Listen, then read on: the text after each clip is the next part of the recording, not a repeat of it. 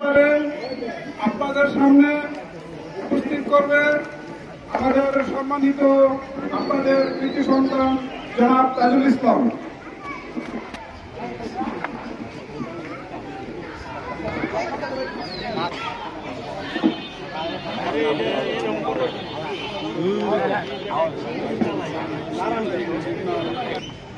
উপস্থিত এলাকার সম্মানীয় মুরব্বীগণ, উপস্থিত আমার ছোট ভাই ও ভাতিজা ও এলাকার সকল শ্রেণীর লোকেরা ও মা বোনেরা, আসসালামু আলাইকুম। আপনারা জানেন অনেকদিন হয়েছে এই এলাকাটায় খুব নির্যাতন, জুলুম, গরিব মানুষের উপরে চাঁদাবাজি নিয়ে সন্ত্রাসী সবকিছু করা হচ্ছে। এগুলো অনেকদিন ধরে কেউ প্রতিবাদ করতেছে না, কেউ ভয়ে, কেউ চুপ ছিল।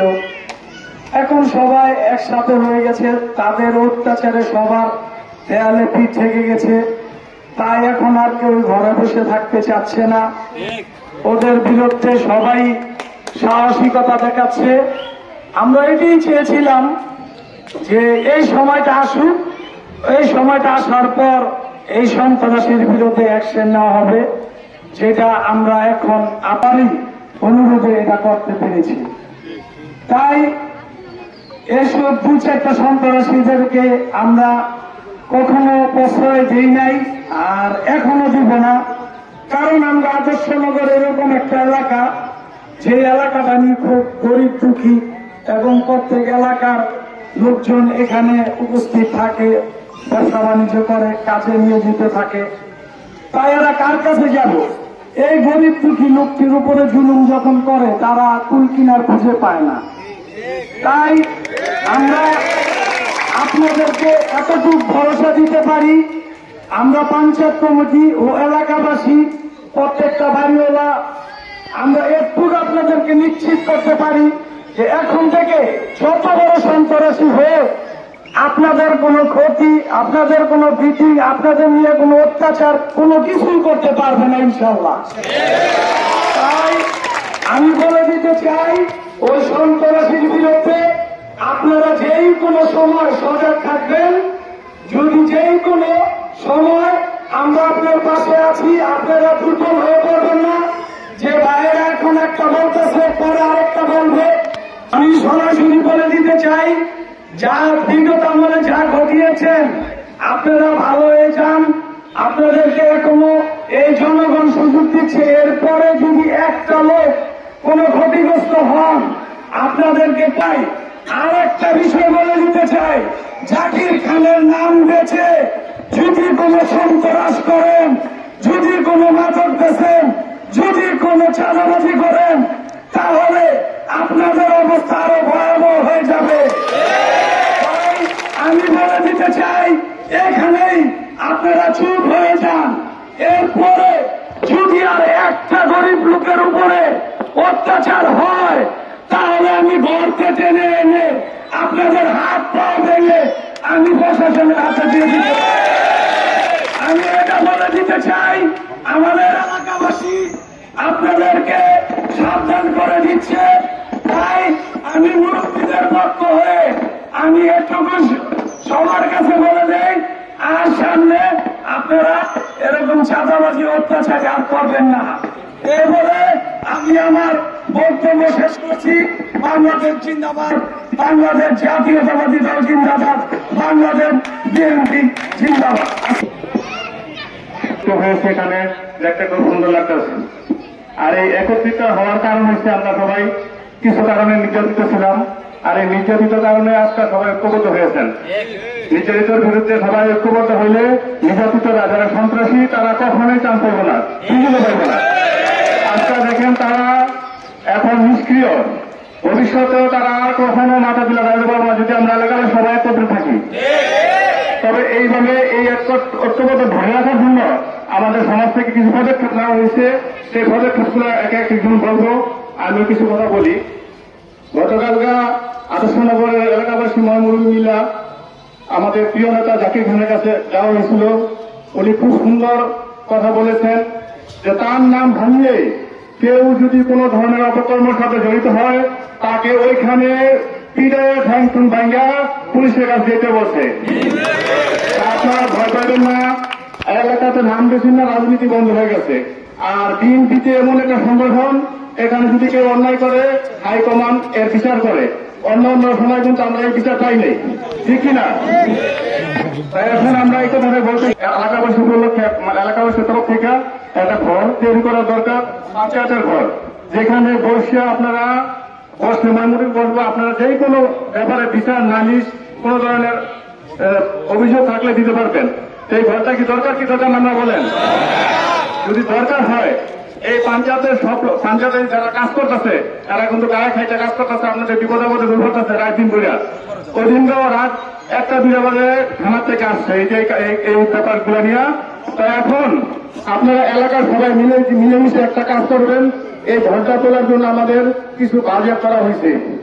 আমি বলবো এলাকার প্রত্যেকটা বাড়িওয়ালা এবং আশেপাশে যারা নিয়ে আসেন 200-500 টাকা দিলে আমার মনে হয় ঘরটা হয়ে দেব। আজকের এই মিটিংটার মেন উদ্দেশ্য হচ্ছে কি আমাদের এটাই যে পঞ্চায়েতের একটা ঘর দরকার। আর ঘরটা যদি আপনারা 180টা বাড়িওয়ালা 500 টাকা দিলে আমাদের ঘর তুললে খরচ হয়ে বেশি দেব। এবং সাবেক সেক্রেটারি আছেন এরা বলবো। আর আমি এই ব্যাপারে বলতে চাই, যুব সমাজ সবাই ঐক্যবদ্ধ আছে, আমাদের কাজু ভাই যে কোনো সময় রাজনীতি সবাই আছে। এবং এই সন্ত্রাসীরা যে কোনো সন্ত্রাসী যদি কোন ধরনের এই ফিরিংবাজি চাঁদাবাজির জন্য কাউকে ফোর্স করা হয়, সাথে সাথে যদি এখানে অফিসটা যখন হয়ে যাবে পঞ্চায়েত অফিসটা, তখন অফিসে যোগাযোগ করবেন।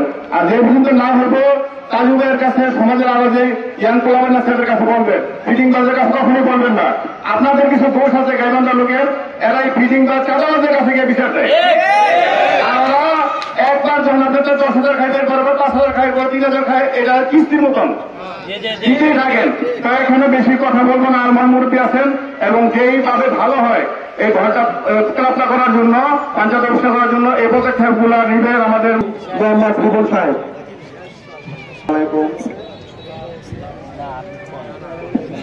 আমাদের আদর্শনগরের সম্মানিত মুরব্বী উপস্থিত আছেন, আমাদের আদর্শনগরের যুবক ভাইয়েরা আরো উপস্থিত আছেন, আমাদের আদর্শনগর আরেকটা ভাইয়েরা আরো উপস্থিত আছেন, আমাদের মা ও বোনেরা। আমি সবার একটা উদ্দেশ্য করে একটা কথা বলি, আপনারা কেউ ভয় পাইবেন না। এখনো ভয়ের কোনো কারণ নাই, এখনো সন্ত্রাসের কোন স্তর নাই, এখনো কোন ফিটিংবাজের কোন স্তর নাই। আজকে 5 আগস্টের কি হয়েছে না হয়েছে আমরা বলতে চাই না। 5 আগস্টের পরে নতুন বাংলাদেশ, এটা আমাদের সবার মানতে হবে এবং এটা আমাদের সবার জানতে হবে। আমাদের সমাজ যেভাবে সুন্দর হবে, যেভাবে সুন্দরভাবে পরিচালনা করতে হবে, এভাবে আমরা প্রতিটা মুরব্বী এবং আমাদের যুবক ভাইয়েরা সবাই পদক্ষেপ নিচ্ছি। একটা পঞ্চায়েত কমিটির ঘর একটা নির্ধারিত করছি। উপকার কি, এটার লাভটা কি? এটা লাভ হয়েছে না, আগে আপনারা যে অপকর্ম যারাই করছে তাদের কাছে সংলগ্ন হয়েছেন আপনারা, আর এখন আপনাকে অনগর কাছে যাইতে লাগবে না। এখন আসবেন আমাদের পঞ্চায়েত কমিটির অফিসে, এই জায়গায় আসবেন। এই জায়গায় আমাদের মহামন্ত্রী থাকবে, আমাদের এলাকার লোকজন থাকবে এবং আমাদের যুবক ভাইয়েরা থাকবে। ওনারা এরা সমাধান করব। যেভাবে আপনারা ক্ষতিগ্রস্ত না হন এই ব্যবস্থা আমরা করব এবং সূক্ষ্ম বিচার হবে। তো যেন আমাদের আদর্শ নগর, আমরা খুব শখ করে একটা আদর্শ নগর আমরা করলাম, নাম দিছি, কিন্তু আমরা আদর্শ হইতে পারি নাই। আমরা চাই যে প্রতিটা মানুষ আদর্শবান হোক। আমরা চাই প্রতিটা মানুষ শান্তিতে থাকো। আমার মা বোন এভাবে চলাফেরা করতে পারে, রাত্রে 2টা 3টা 5টা বাজে যেন চলাফেরা করতে পারে, কেউ কোন আন্দোলন তুলে প্রদান করতে না পারে। সবাই প্রচেষ্টায় ইনশাআল্লাহ আমরা আজকে সবাই উপস্থিত হয়েছেন। কেন উপস্থিত হয়েছেন এটা নতুন করে বলার মতন কোন কিছু নেই। পিছনে বক্তারা কথা নিয়ে বলে গেছে। উপস্থিত সভাপতি, উপস্থিত পঞ্চায়েতের সেক্রেটারি সাহেব এবং উপস্থিত 7 নং ওয়ার্ডের বিএনপির সাধারণ সম্পাদক জনাব তাজুল ইসলাম সাহেব এবং এলাকার গণ্যমান্য ব্যক্তিবর্গ ও আমার ভাইরা এবং সামনে মা বোনরা বসে আছেন এবং এলাকার সম্মানিত বাড়িওয়ালাগণ, সবার প্রতি অনেক কৃতজ্ঞতা প্রকাশ করে 2টা কথা বলবো। কথা তো আমরা বলতেছি দীর্ঘ 8 বছর যাবত। এই এলাকায় কোন শক্তিশালী পঞ্চায়েত ছিল না। আর পঞ্চায়েত করার কারণে পঞ্চায়েতকে ভাঙার জন্য কত বুলডোজার আসছে এটা সবাই দেখছে। কেন ড্রেন পরিষ্কারের নামে যে চাঁদাবাজি হইতো এটাকে বন্ধ করার কারণে ক্ষতি হয়েছে কাদের? সন্ত্রাসীদের। লাভ হয়েছে কাদের? বাড়িওয়ালাদের। ড্রেন পরিষ্কারের নামে যে চাঁদাবাজি হইতো প্রতি বছর, এটা বন্ধ হওয়ার কারণে ক্ষতি হয়েছে কাদের? চাঁদাবাজদের, সন্ত্রাসের। আর লাভ হয়েছে কাদের? বাড়িওয়ালাদের। হয়তো আপনারা জানেন না, এই জন্য কথাটা স্মরণ করা দেওয়ার জন্য কথাটা উঠেছে এই জায়গার ভিতরে। আর চাঁদাবাজি বন্ধ হইতেছে, এতে ক্ষতি হইতেছে কাদের? সন্ত্রাসের। লাভ হইতেছে কাদের? বাড়িওয়ালা এবং পাহাটিয়াদের। কিন্তু যারা নাকি এলাকার মধ্যে নেতৃত্ব দিতেছে তারা অনেকেই কোনো দল করে না, আবার এর মধ্যে কিছু করে। এই কথা হইতেছে অনেকদিন যাব। আমরাও তাদেরকে বুঝাইতেছি আগে পিছনে ভাই বাবা কইয়া। আমাদের প্রথম কাজই তো বুঝানো, কিন্তু ভুল যখন আসে না তখন একটা বড় ঘটনা হয়ে গেলে এই জন্য আপনাদেরকে ডাকা হয়।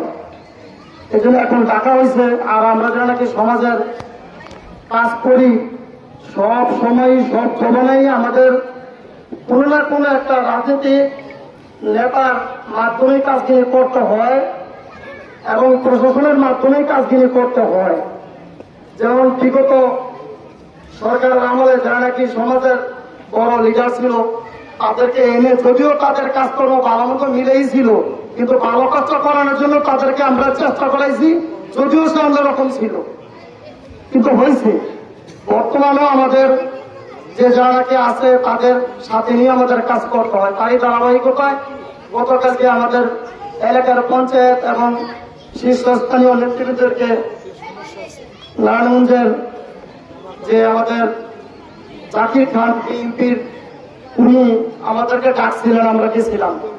যাওয়ার পরে উনি যা বলছে এটা তো শুনছেন আপনারা, যে বলে কে আদর্শনগরের ভিতরে যে নাম ভাঙে হোক আর নাম সারাই হোক, আপনারা হাত পা ভেঙে হয় আমার কাছে নিয়ে আসবেন, না তো থানায় দিবেন, বাকিটা আমি দেখবো।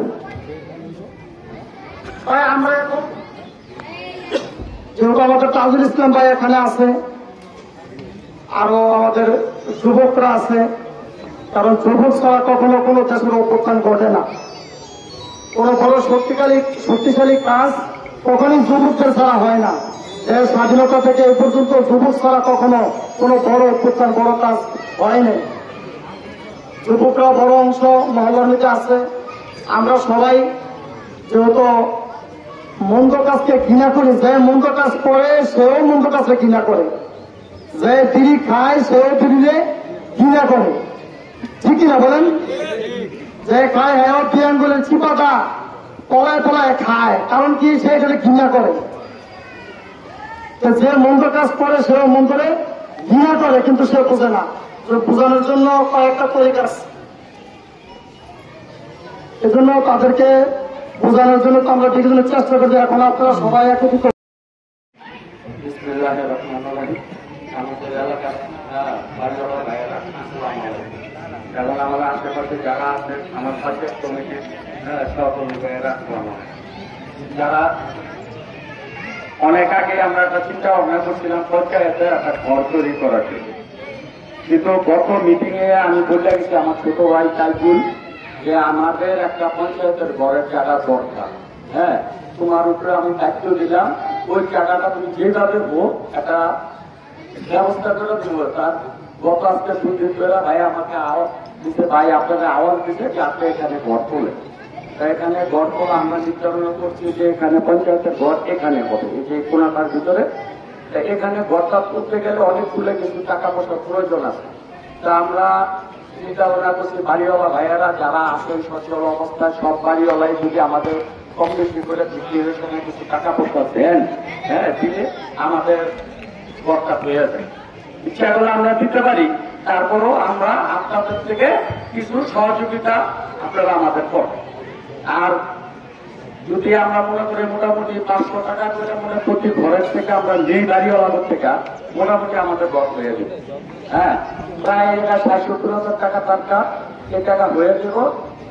এবং আমাদের ছেলে পেলে যেমন রাখসান আছে, হ্যাঁ, বা আমার ছেলে আছে, হ্যাঁ, আর অন্যান্য যে 2-4 জন পঞ্চায়েতে হ্যাঁ 7-8 জন ছেলে পেলে আছে, এদেরকে একটা রিসিপ্ট দেওয়া হবে।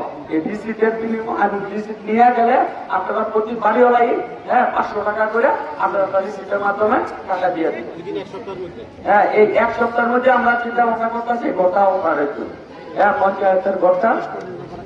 এই পথে আপনাদের কিছু আলোচনা আছে বা আপনারা কিছু বলার কোন কথা আছে আপনাদের বাড়িওয়ালা ভাইয়েরা? আছেন আপনারা? যদি সবাই আল্লাহ হাত তোলেন ইনশাল্লাহ, তাহলে আপনারা আমাদের ছেলে পেলে যাইব, 500 টাকা করে আপনারা প্রতি বাড়িওয়ালায় আমাদের এই 27 জন ছেলে পেলে যাইব, তাদের কাছে আপনারা ইনশাল্লাহ দিয়ে দিবেন। হ্যাঁ, এই বলে আমার বক্তব্য শেষ করলাম, এমনকি সমাপ্তার ঘোষণা করে দিলেন। আসসালামু আলাইকুম।